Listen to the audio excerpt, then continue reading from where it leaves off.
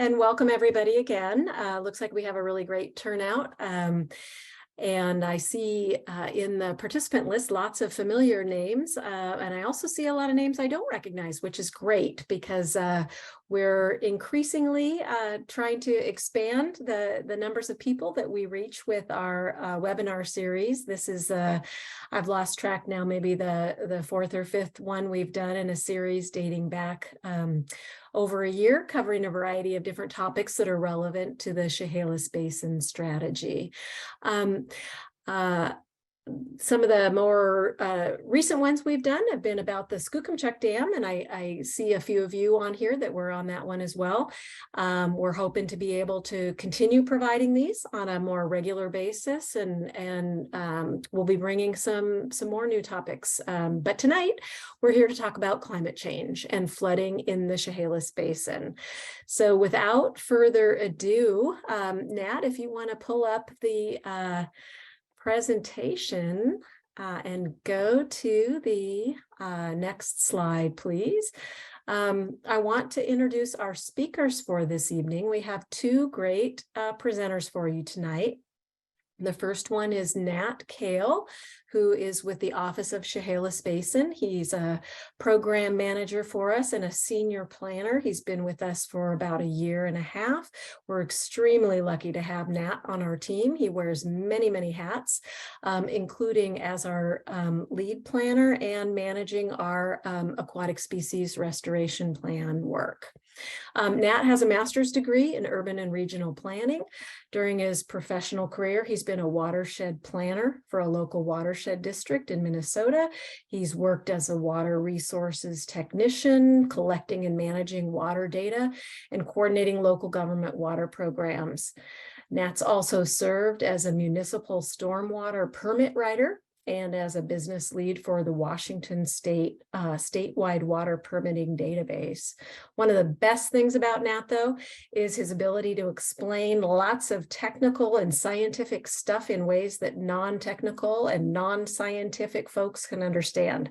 And that's what we've asked him to help do tonight when we're talking about climate change in the Chehalis Basin.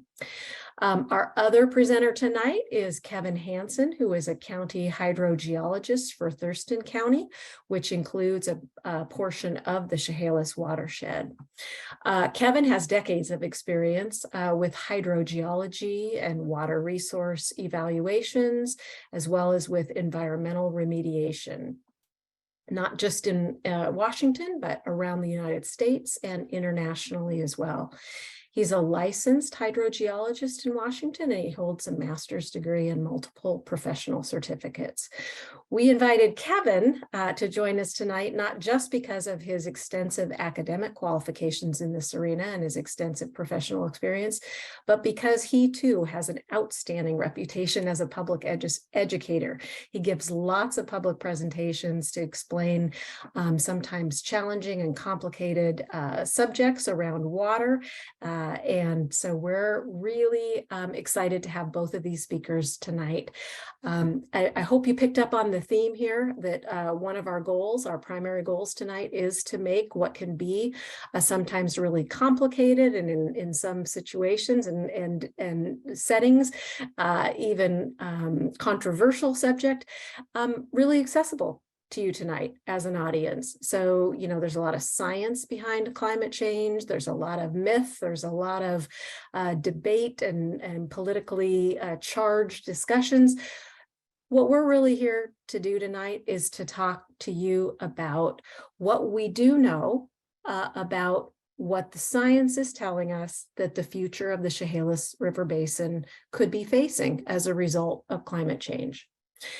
And so before we launch into that, though, real quickly, Nat, if you could go to the next slide, I'd just like to give a little bit of an overview of what the Chehalis Basin Strategy is and why we, the Office of Chehalis Basin, are bringing you this presentation tonight. We're a network of partners who work really hard at making the Chehalis Basin a safe, healthy, and prosperous place to live for people and for fish and wildlife. The strategy is administered by the Office of Chehalis Basin, which is a part of the Washington State Department of Ecology, and we're led by a Chehalis Basin board, which has community leaders as well as representatives from local, state, and tribal governments. We're supported and our work is carried out by a vast network of partners that include local nonprofit groups, local governments, residents, and again, tribal partners. We create resources, we implement on-the-ground projects to restore habitats and protect residents from flood damage, and we're planning large-scale and long-term solutions so that basin residents and basin businesses and basin ecosystems continue to be resilient, healthy, and safe and prosperous into the future for generations to come. Chehalis watershed has the unfortunate distinction of having experienced the most federally declared flooding disasters of anywhere in the state of Washington. And so tonight, our climate change focus is going to be more focused on flooding and the winter weather that we expect to experience, but we're going to touch a little bit about on how climate change is anticipated to affect summer situations too, and drier conditions. Nat, if you could go to the next slide, just one more bit about the Chehalis Basin Strategy for background. Part of what we do, as I mentioned, is implement projects. And just to give you a little bit of an example is on the screen here, you'll see the kinds of projects that the Chehalis Basin Strategy invests in through our local partners in order to create a safer and more resilient future for both people and wildlife. So we fund the implementation of evacuation routes and early warning systems, flood protection projects for homes and businesses and critical infrastructure. And we also work on making habitats more safe and resilient to the conditions that we're facing now, as well as in the future. And we do that through small scale and really large scale habitat protection and restoration projects. So with the next slide here, Nat, just real quickly, the way we're going to handle this today is have Nat talk a little bit about what we know about how climate change is anticipated to impact the Chehalis Basin based on the newest climate change projections that we have. He'll also talk about how the Chehalis Basin Strategy is using those projections to help plan for the future. And then we've asked Kevin to share about how Thurston County and our local government partners are taking climate change into account as part of their long-term planning efforts. We'll have time for questions and answers after these two speakers before shifting gears a little bit. And then we want to hopefully have time to bring it down to a little bit more near-term focus. So we know that climate change is something that's going to be affecting us now into the long future, but we also know that the rainy season is going to be upon us here imminently, and that residents could be facing flooding again in within a matter of weeks. And so we want to spend a little bit of time tonight talking about some of the resources that are available to you today to use and to get some value from. So Casey has gone over the instructions for how to put your questions to us. And with that, I'd love to turn it over to Nat and let you take it away, Nat. Thank you so much, Andrea. So like Andrea said, I'm going to start by talking about climate change in the Chehalis Basin, and we're really going to focus on flooding, but not exclusively. We'll talk a little bit about summer flows too. So starting by talking about flooding, large-scale flooding in the Chehalis Basin. When we're talking about this kind of large-scale flooding, we usually divide the floods that we see into two types based on their severity. We get major floods and we get catastrophic floods. And the way that we measure those floods are by flows. That's the rate of water that's flowing through a specific area. In the Chehalis Basin, the area that we look at is the Chehalis River near Grand Mound. And by convention, it's usually measured in cubic feet per second. I know that's a weird unit. Most people don't measure things in cubic feet. So keep in mind, a cubic foot is just under 8 gallons. So when we look at major floods, the types of floods we're talking about there are floods where we get about 40,000 cubic feet per second going past Grand Mound in the Chehalis River. That's about 300,000 gallons per second. So that's a lot of water. And we've had a number of these types of floods in the basin in the recent past. So 1996 and 2009 are both examples, but also this year, in January of this year, 2022, we had a flood in this category. The second major type of flood that we get in the Chehalis Basin, the second big type of flood we get, is catastrophic flooding. That's where we're getting flows more like 75,000 cubic feet per second in the Chehalis River by Grand Mound. And again, putting that in context, that's 560,000 gallons per second. So that's over 500,000 gallons flowing through the Chehalis River every single second. It's a huge amount of water. In our relatively recent history, we've had one of these types of floods. We had a catastrophic flood in 2007. Many of you were probably in the basin when this flooding happened. Many of you may remember what happened in 2007. Homes and possessions were lost, cattle drowned, businesses closed, and of course, several lives were lost. We know that flooding at this scale is very dangerous and very damaging, and we know that it will almost certainly happen again.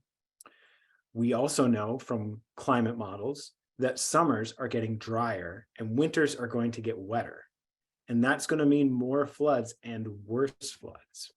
For example, climate scientists are predicting that the next catastrophic flood we see could close I-5 for days, which could cost the region millions in economic activity every day. So we know that the climate will change in the future. We have models that help explain what the global climate change is likely to be. But those models cover the whole world. They're pretty coarse. So whole counties like Thurston or Lewis or Grays Harbor County, they end up as just one cell in those models. And our terrain makes it very complicated to know what's going to happen. So for example, in the Chehalis Basin, we have locations that have annual rainfall from over 200 inches in some places to less than 50 inches in other places. So how do we take what we know about the change in the climate and apply it locally? Well, we do it with an approach called downscaling, localizing basically. That means that we, and in this case, we means the University of Washington's Climate Impacts Group. We take those same equations and that same software that's used at that global scale, but we shrink them down and apply them to a smaller space and at a higher resolution. And that lets us do things like see the influence of the Willapa Hills or the Black Hills, for instance. And what we do then to understand flooding is take the rainfall that those models predict, and then we apply it to what we already know about streams and rivers in the basin. And that tells us what's likely to happen in the future with flooding.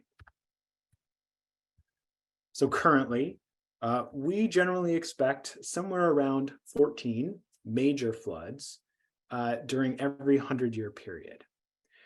By about the middle of this century, or somewhere around 2050, with climate change effects, we expect that frequency to potentially double, or even more than double, to somewhere in the range of 29 to 45 major floods every 100 years. And in the late centuries, somewhere around 2080, we expect those numbers to go even a bit higher, maybe up to a roughly 1 in 2 chance that in any given year, we might see major flooding. Similarly, with catastrophic floods, we generally expect to see one of these approximately every 100 years. But by mid-century, we would expect that to double or possibly even triple.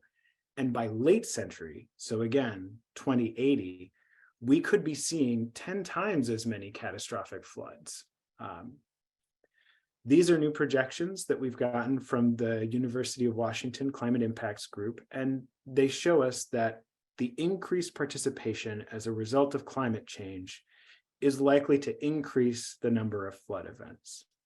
Even the more conservative estimates still show these major flood events, like the one we experienced this winter, happening much more frequently, maybe 1 out of every 3 years in the future. And those catastrophic floods happening 7 times more frequently than now. So as those graphs showed, we expect to have more frequently occurring major and catastrophic flooding. But that's not the only change that we expect to see. We also expect to see a greater intensity of flooding. Because of climate change, we expect the size, the depth, and the location of floods all to change. And a lot of this is driven by atmospheric rivers. So what we used to refer to as a pineapple express. These are really concentrated areas of moisture in the atmosphere. These are a huge source of flooding in the Pacific Northwest, and those atmospheric rivers are projected to increase in intensity. Atmospheric rivers are also the cause of most flood-related economic losses in the Western US.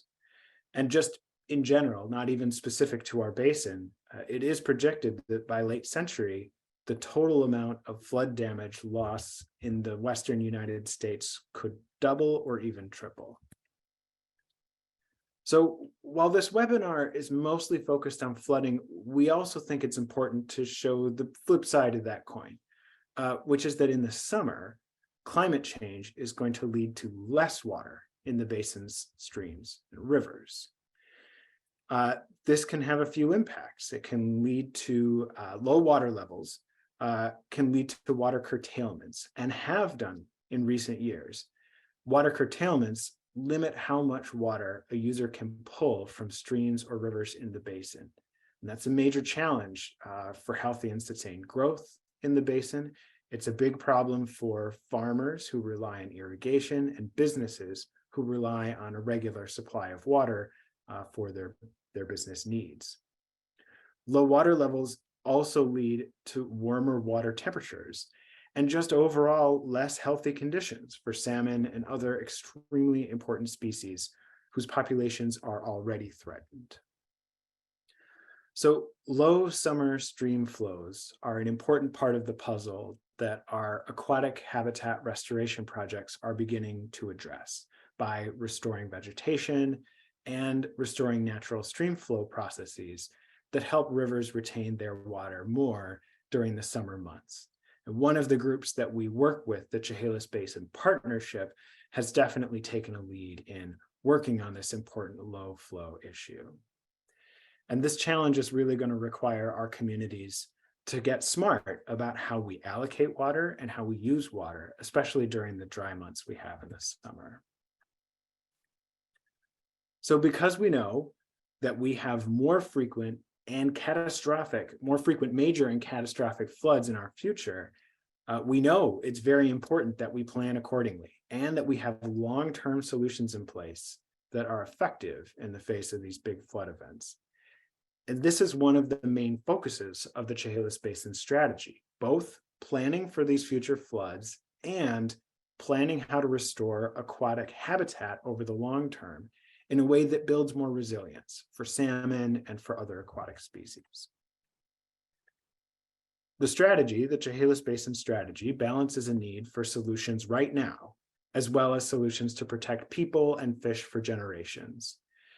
And we're looking at a basin-wide network of options to protect communities and key regional infrastructure like I-5, like rail lines, like ports and airports. This can and has included things like levees and dikes, pump stations, restorative actions like reconnecting floodplains, raising homes and other key structures, or retrofitting homes and structures so they're better protected from floods, helping to move people out of harm's way so they're not flooded again and again. And finally, something you all may have heard of, a potential dam has been proposed to protect against catastrophic flooding. this dam is proposed to be sited near the town of PL on the Chehalis River. And it's sponsored by the Chehalis River Basin Flood Control Zone District. Something that distinguishes this dam from other dams that you may be familiar with is it's a run-of-the-river dam. And what that means is that most of the time, the river flows freely underneath the dam. It's activated when flooding is projected to occur, and then water backs up behind it in a reservoir and is slowly let out again after the risk of flooding has gone through. Right now, this dam is in environmental review. They've completed draft environmental impact statements for the state and for the federal government, and they are currently working on final environmental impact statements, again, for the state and federal government. There are some climate change implications to this dam. With more major and catastrophic floods, the dam would be activated more frequently in the future.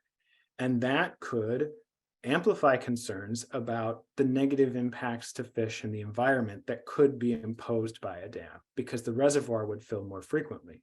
But of course, on the other hand, the proposed dam would provide downstream flood damage reduction benefits more frequently if it's activated more frequently.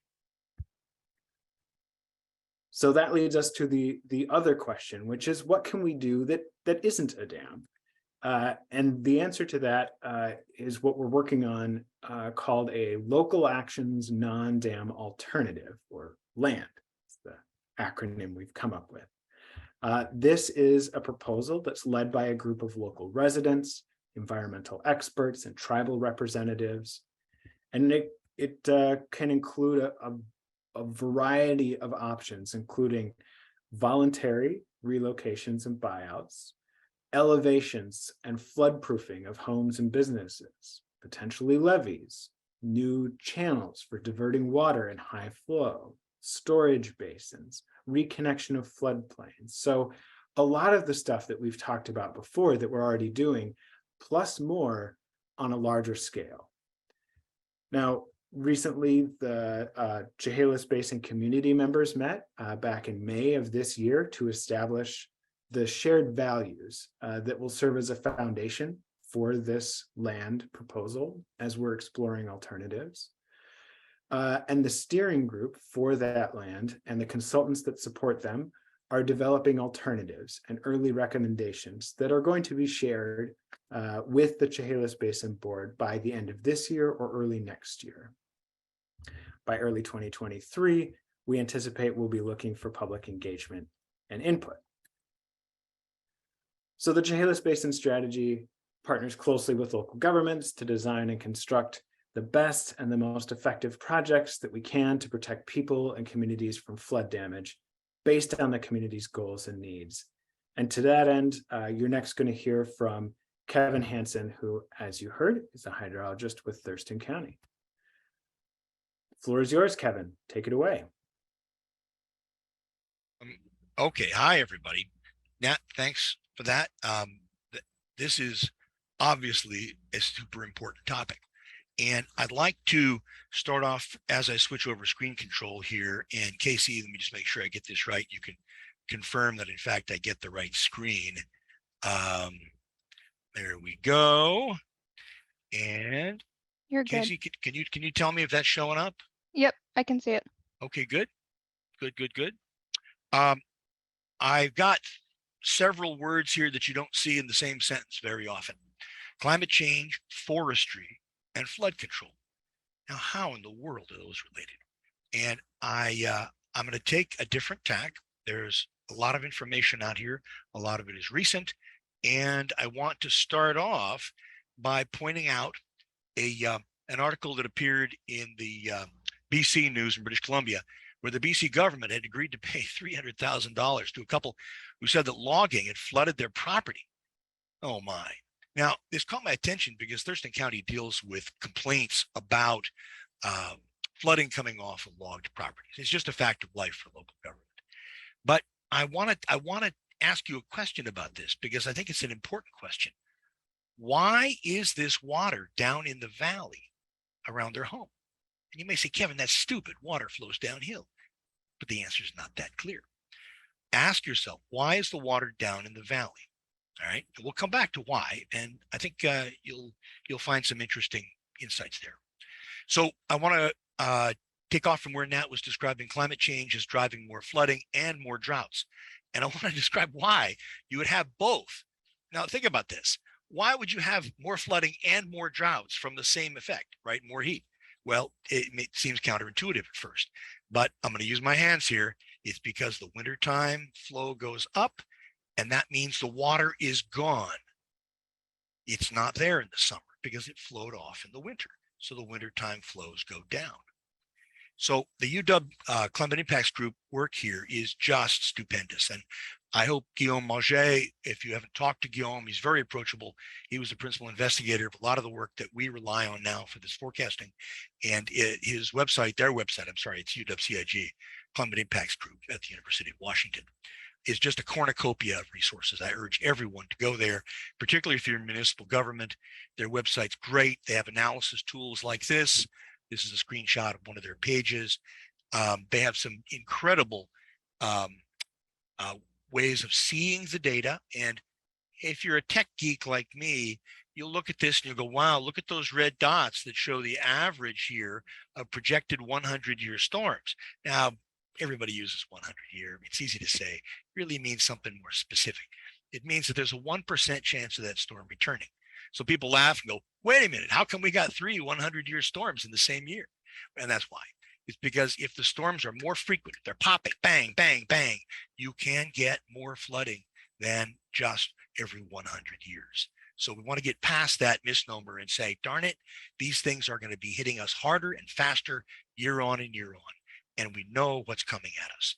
And you look at one of the tools that UWCIG gives us, and this is pipe design concepts. And they actually calculated the likelihood that that pipe, a hypothetical pipe in this basin, and I picked the town of Chehalis, Centralia, for the grid cell where they did the calculation you're looking at. And look down in the lower left corner at that yellow box and you'll see, what's the probability of exceeding the capacity of that pipe?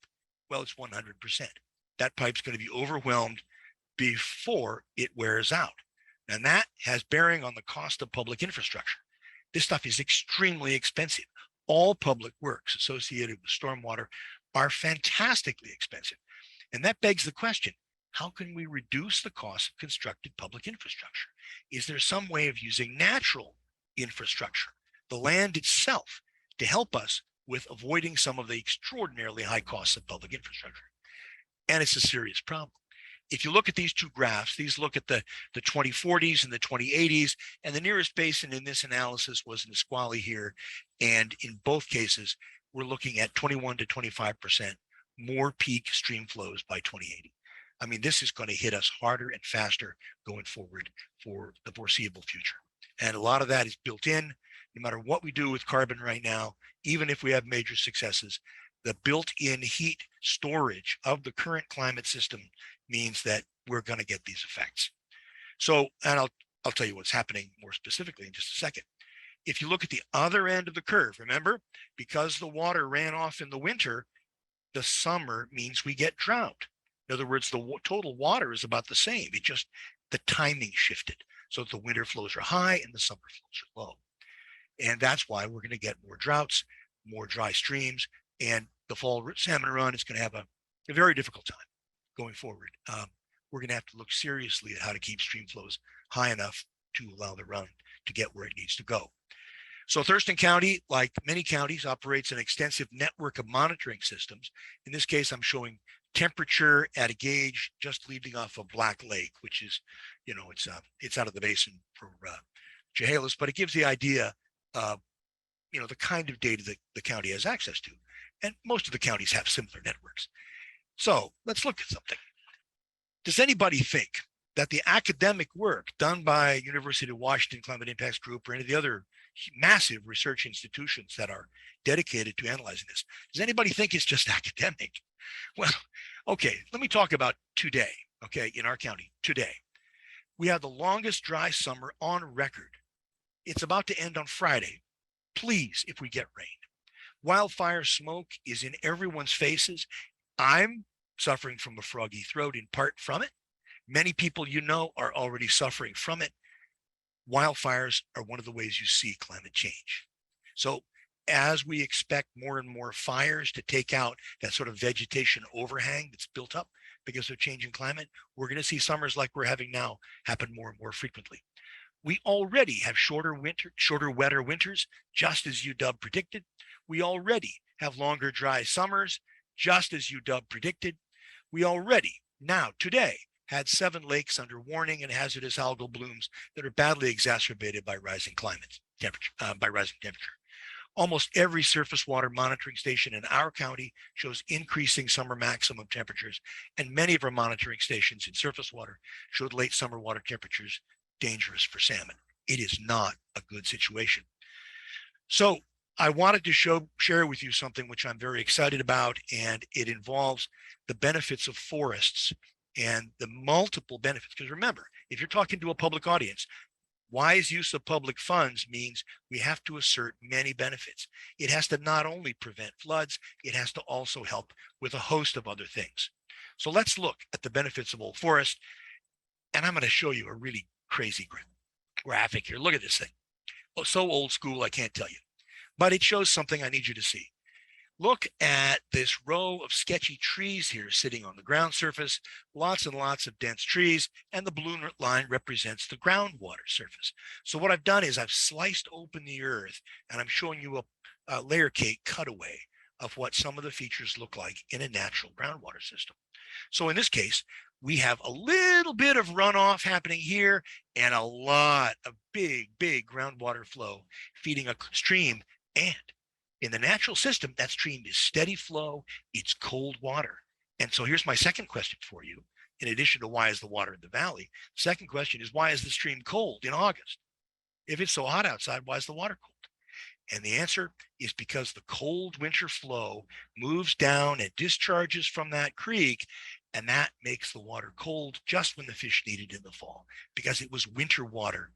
So if you look at this in terms of the gauges we operate, you see, look, these are storms. These little bumps on this curve, this is stream flow, okay? These little bumps they're no more than, a couple of tenths of a foot high. They're big storms, but they didn't flood this stream because it's a fairly natural basin. Now, let me clear cut this thing. And I want to talk specifically about clear cutting. When you clear cut, all of a sudden things invert. All of a sudden, a lot of that rainfall is going to run off in the wintertime and leave the basin. The water table then drops. And you notice my blue line down here is very much lower because there's only a little bit of groundwater recharge getting to it and feeding that stream. So the stream then becomes flashy. You get these big floodwaters that race through the system and out in the winter, and there's nothing left in the summer. So that cold water we depended on, it's gone. It's too warm. What you see in a hydrograph, this is another stream. This is the Deschutes River at Rainier. You see these massive floods. Now, the upper Deschutes is heavily fed by dominantly clear-cut forestry. And one of the opportunities here is, how can we get back to the prior graph that was the opposite of this? So here's the answer to question one. The answer to question one is, why is the water in the valley? Because it didn't soak into the soil. It didn't feed the aquifer. It wasn't there feeding the entire hydrologic system up in the upper basin where all of the big effects happen. See, that's where the big effects happen, is up in the upper basins. And once the water rushes out, it's gone. And so this poor family that suffered the consequences, they're looking at, darn, I wish we could have stored that water up in the upper basin where it needed to be. So to understand this in terms of the science, you need a lot of data. And I have to here point out the amazing work at the H.J. Andrews Experimental Forest, because Andrews Forest, among a couple of other forestry projects run by USDA, is just an amazing, shot forward, here we go. So Andrews Forest has spawned a number of works like this one by Tim Perry and Julia Jones. It is one of the papers I would urge every single person to read. Published in 2016, it used massive data sets from these experimental forests. And I want to show you a graph. Now this graph, it has a lot of data here, but let me point out to you something that I think is really important. So if you look at years on the x-axis here, notice this huge spike. This says that compared to original old growth, there is a lot of runoff, up to 200% more runoff immediately after clear cut. And all these test basins were clear cut. So the thing to get is that right after clear cutting for 8 to 10 years, you're going to get a lot of runoff. But then things begin to slow down and reverse.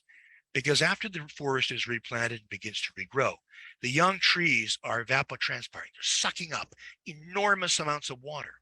So they absorb the water, the flooding begins to decline, but the stream flow doesn't come back because the young trees are drinking it all. So this is not the one I wanted to show. There we go. Okay. So what I want to do here is compare a young forest and an old forest directly. The young forest has very high transpiration. Those young trees are sucking water up like crazy.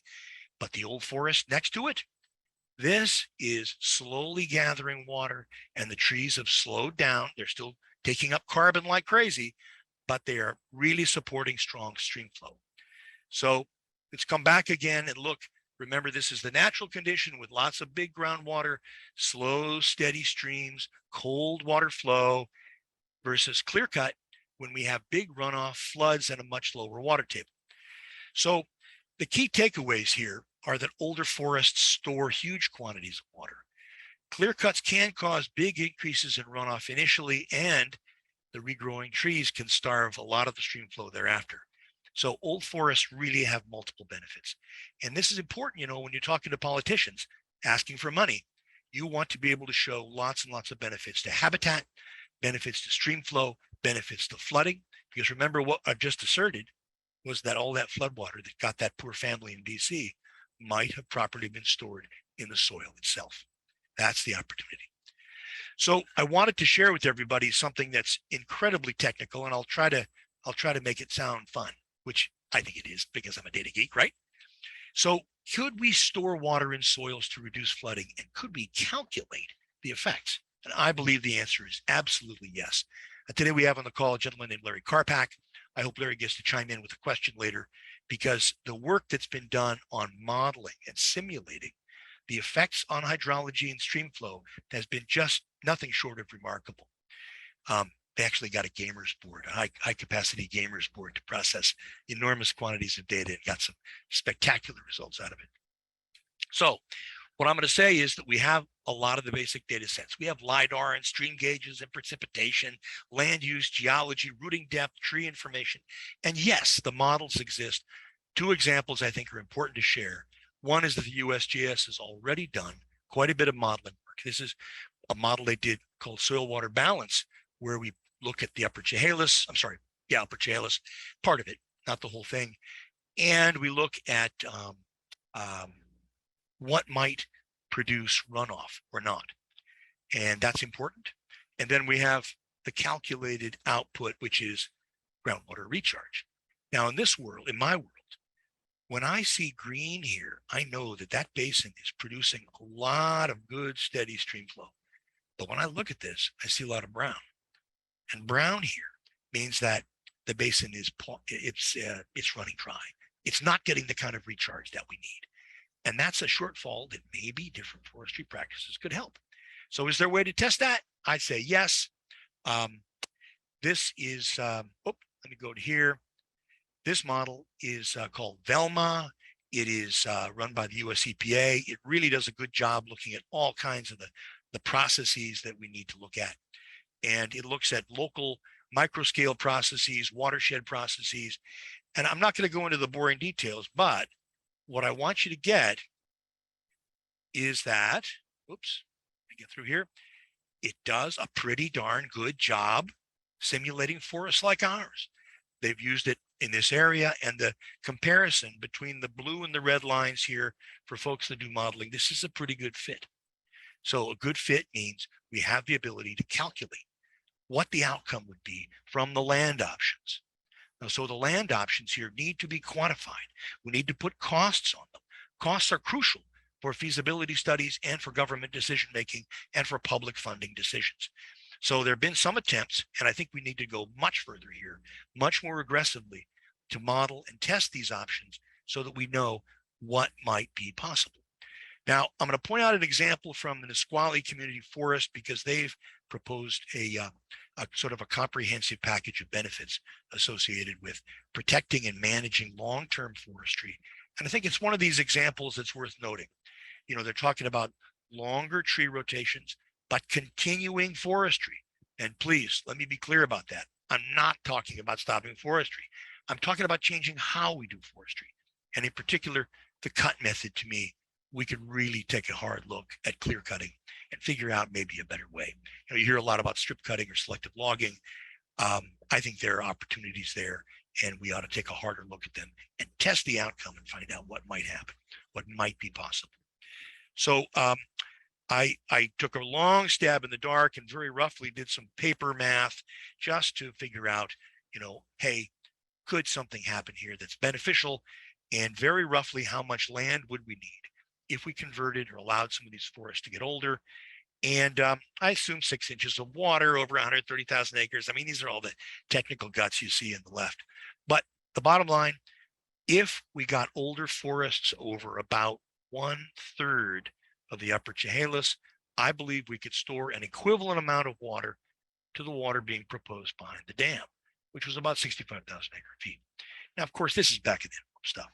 It needs the kind of analysis I was referring to earlier, but it's exciting enough and it has multiple benefits enough that I think we ought to look much more closely at it and move forward with some of the land options in a quantitative, scientific way using the best available science.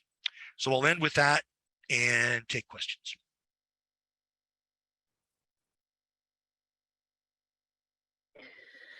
Thanks, Kevin. And thank you, Nat, for both of your presentations. I do think we have some additional wrap-up information that we wanted to make sure to get a chance to share with you about what some of the resources are that we have available for people who are thinking about preparing themselves for flooding, preparing their neighbors and friends for flooding this season, while we continue to accumulate some questions in our chat. It looks like we've got a couple so far, but Nat, if you want to finish those last couple pieces of the presentation, we'll be ready to do some Q&A afterwards. Thanks, Andrea. I'll try and keep it quick. So we've been talking a lot about long-term planning for flooding, and I wanted to talk a little bit about what you can do right now to protect yourself against flood damages. There are a number of projects in motion right now, today, through the Chehalis Basin Strategy and resources that you can use. So I'm going to start with 3 things that you can do. First, know when a flood is coming. In the Chehalis Basin, we have an excellent flood warning system. It's run by the Chehalis Basin Flood Authority, and you can go to their website. You can sign up to get text warnings. You can get emergency updates. You can see where a river is at certain gauges when floods are coming. This is a very important way for you to stay knowledgeable about what's happening with flooding while it's occurring. And it's a wonderful resource that we have in the Chehalis Basin. The second thing you can do is carry flood insurance. And I can't really stress this enough. It is incredibly important to carry flood insurance. The Office of Chehalis Basin has staff that can help you to understand how flood insurance works. And I'm going to take a quick second to talk about 2 myths people have about flood insurance. First one is, if I'm not in the floodplain, I don't need flood insurance. This is not necessarily true. There are lots of houses that are prone to flooding that are not in a delineated floodplain for all kinds of reasons. So it's much more important for you to assess your flood risk of where you are. If you're near a river, if you're in a valley bottom, there's a good chance that you might be at risk of flooding and could use flood insurance. A second one that some people have is that It doesn't matter if you have flood insurance because a disaster will be declared and FEMA will make you whole after a flood. That is absolutely not true. Not all floods end up as declared disasters, even if they are, and FEMA authorizes a payout for folks who live in the area. Generally speaking, those payouts do not pay as much as you would get from flood insurance. So both of those are wrong. Carry flood insurance. And the last thing you can do is directly protect your property. This is another thing that the Office of Chehalis Basin can help with. We can help you talk through how to do home elevations, talk about flood proofing your house. If you live on agricultural property and you have equipment or livestock that you need to protect, we can talk to you about farm pads. If you need to get out, if you live in a place that's flood prone and you are done with it, we can talk to you and help you with relocation. So again, get in touch with us and we can absolutely help you with those things. Just sort of one last thing to talk about here. So we've talked about long-term planning, we've talked about helping out residents, and alongside those options, the Chehalis Basin Strategy is also investing in on-the-ground projects that are already at work to protect communities from flood damage. This project is one example, the Chehalis Centralia Airport Pump Station and levee improvements. That's just one example. Other examples include pumps that we've funded in Aberdeen and Hoquiam, protecting a wastewater treatment plant from an encroaching river. We've stabilized eroding shorelines, many other projects. And a lot of those projects were carried out in partnership with the Chehalis Basin Flood Authority, which is a coalition of local governments that works to reduce flood damages. That was all I had for you today. I think it's time for us to answer some questions. All right, thanks, Nat. We do have some questions that have come in. Let me get started with those. So first question, someone is commenting that they saw a PBS program recently which showed that salt marshes reduce flood impacts by slowing incoming water and then depositing material which raises the land and also more of a carbon capture than the equivalent amount of forest, and providing fish protection and habitat. The questioner wants to know, has this option been considered? Nat, can you speak a little bit to what the Aquatic Species Restoration Plan might be looking at in that regard? Absolutely. So wetland restoration is definitely a part of the Aquatic Species Restoration Plan, which is the wing of the strategy, the Chehalis Basin Strategy, that focuses on habitat restoration. I should point out there are also other partners that are doing various projects in the Chehalis Basin, some with partial funding from the strategy and some just on their own.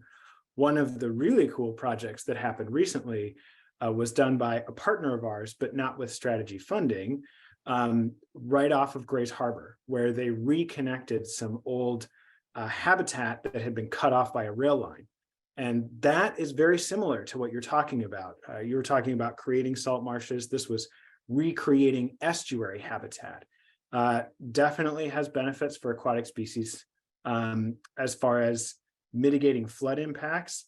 That wasn't the focus of that project. But hopefully by increasing the amount of area available to water, it might have an impact, yeah. Thanks. Next question. If we have higher chances of droughts and probabilities of fires, what are your thoughts on how burn scars, black burn or just under the canopy burn, will affect water levels in the wetter winters? Sounds like maybe one for Kevin. So when I showed you that example of the H.J. Andrews Forest, one of the things that they did was they used an old burn scar and they looked at the runoff from the old burn. And the burn was very much like the clear cut in the sense of, high runoff immediately after the burn, followed by regrowth and using up water. So controlled burns, I think your question is referring to controlled burns. That was a natural condition that predated any intervention. And I would say that should be part of the management strategy.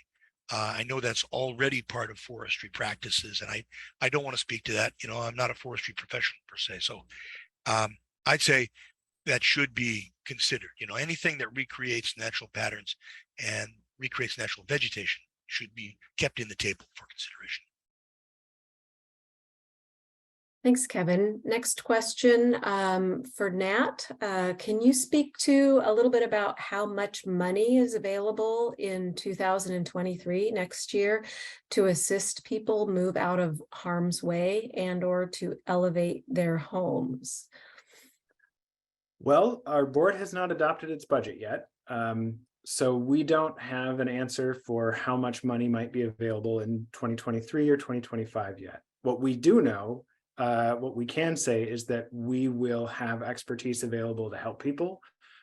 So even if we don't have funding available to directly pay for your work, what we can do is have folks come out, look at your property and assess what kind of work you might need, what your risk is, what your level of risk is, and how that might affect your insurance rates. So we have a number of experts that can help. We certainly hope to have funding in 23-25. That's the upcoming biennium. But unfortunately, that's up to the legislature. So we won't know until the legislature passes their budget. Thanks, Nat. Got lots more questions. Thanks, everybody. Getting a good group of questions here. Next question is, has there been an effort to look at where in the Upper Basin that old growth and rotation plan could be implemented? Would it be on public lands? Would there be incentives for private landowners to participate? And I assume from this question, talking about the Upper Basin, that we're outside of Thurston County. So wouldn't expect Kevin to know the answer to that. Nat, you want to take a crack? Thank you, Andrea. So planting old growth forest, moving to old growth forest, is something that we've talked about in the strategy. It's not something that's been highlighted as one of our primary approaches yet. So there definitely are a lot of potential areas, right? A big chunk of the land use in the Chehalis Basin is forest, is commercial forest. So, that the opportunity is there. That land is mostly controlled and operated by private for-profit companies like Weyerhaeuser, Green Diamond, Port Blakely. These are lumber companies that own the land and make the management decisions about them. So an approach like that would require engaging directly with those companies and other companies and smaller forest landowners to find out who's amenable to a process like that. Thanks. Next question is less about climate change, but somebody's asking for some help and advice on planting types. So someone lives on 5 acres on a hill in the basin and seems to be losing old evergreens to drought, and have had to remove several of them over the years. Where would you recommend this person go to get thoughts on what to replant? Perhaps a tree that's drought resistant, but still good for local ecology and wildlife. Well, this is easy. I'd go to the conservation district. Yeah, the conservation district is packed with ideas. And I'm glad you noted the dead trees, because that's part of what's fueling the fires, whose smoke we see outside now. Great. Next question. Who are some of the partners in the Chehalis Basin network? Who did the tidal restoration project? Great question. So we work with virtually every local municipality, and we have a bunch of folks that are outside of that as well. So big partners of ours include the Chehalis Basin Flood Authority, which I mentioned already. They run the early warning network, and they also manage a number of projects to reduce flooding impacts. That's a group that's made up of cities and counties from around the basin. We work directly with most of the cities and counties. We have very strong ties with 4 conservation districts. So in Lewis, Grays Harbor, Thurston, and Mason counties, we work with conservation districts. When it comes to the aquatic species restoration plan, we have a number of additional folks who are sponsors of projects. And those include people like Ducks Unlimited, Trout Unlimited. I think the American Farmland Trust is part of that. There's a whole list of nonprofits that also do work in the basin on behalf of ASRP. And then you asked about that Grays Harbor Restoration Project. The lead sponsor for that was actually the Grays Harbor Conservation District. I don't recall, I think they may have had some partners with that, but the Grays Harbor Conservation District led the design and oversaw the construction of that. Thanks. We're getting really close to 7 o'clock, and I want to see if we can take one more question, and then before we wrap up. And the question here is from a listener who recalls hearing that even if a dam is built, there could still be a lot of flooding in the watershed, and that the dam's design is only to limit but not eliminate flooding. And the question is really about, have flood heights been revised with new climate change data? Oh man, that's an incredibly deep and difficult question. So it is. I think it's a big question, and it's an important question. Maybe you can do the short version of the answer, Nat. So the first part, I think there is a simple answer. You said, it could only address some flooding.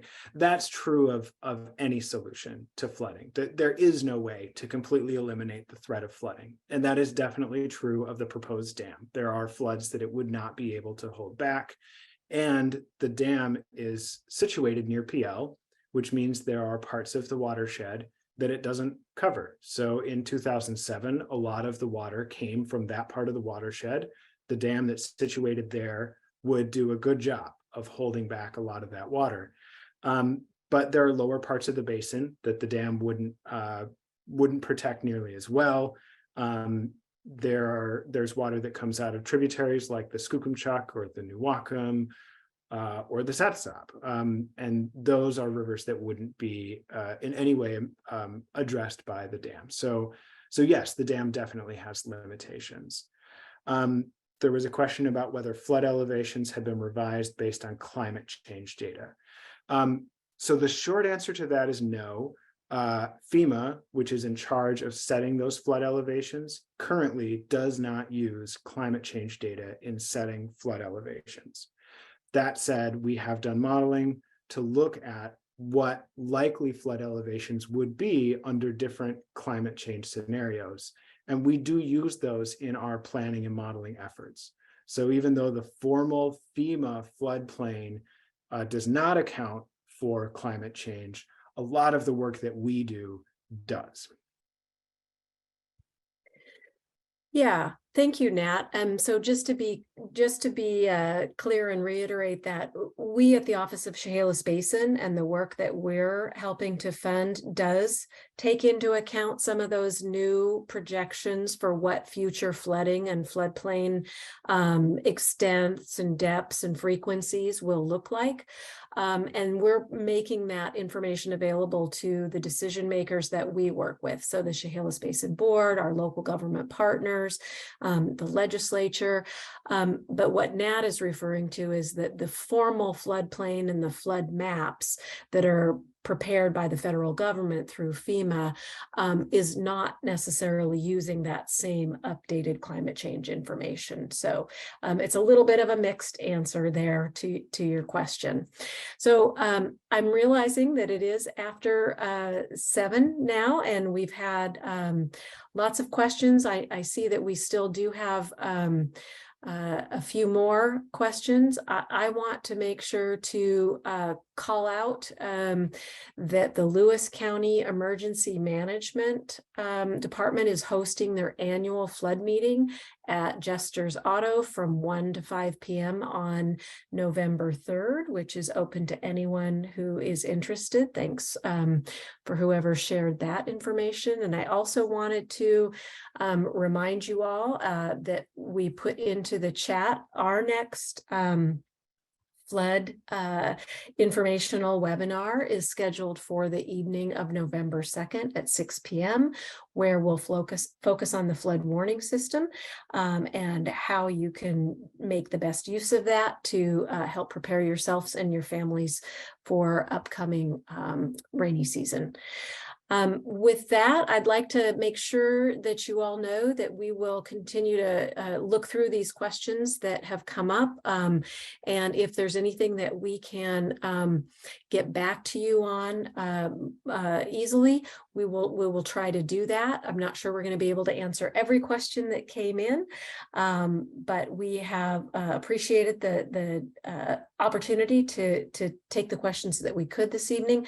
Hopefully we've provided you some information that is of interest to you and helpful to you, and we look forward to talking with you at future webinars about other topics related to the Chehalis Basin Strategy on flooding and aquatic species restoration.